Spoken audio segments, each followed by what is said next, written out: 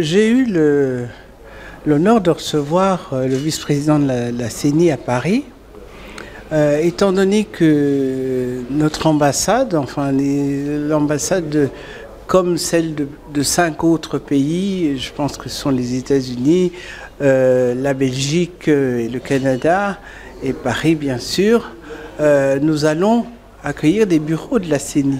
C'est-à-dire que nous allons assister à une première historique où les Congolais de l'étranger vont pouvoir voter. Mais ceci demande aussi une préparation et quelque part une maîtrise de la logistique. Et donc c'est dans ce sens-là que le vice-président était à la tête d'une délégation et il est venu nous informer à Paris de ce choix de Paris pour commencer cette première.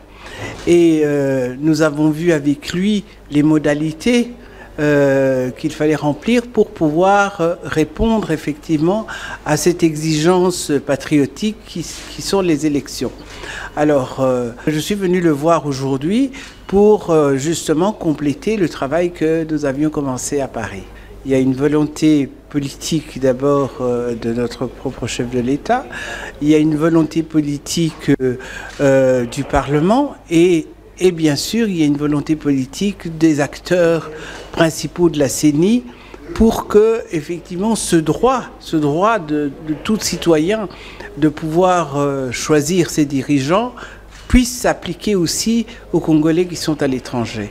Donc pour moi, je pense que nous allons pouvoir faire une fructueuse collaboration. Quant à nos concitoyens, c'est eux qui seront les bénéficiaires et les participants à ce processus électoral et ils ne peuvent que se réjouir puisque vous savez que ça fait des années que les Congolais de l'étranger demandent à participer au vote national.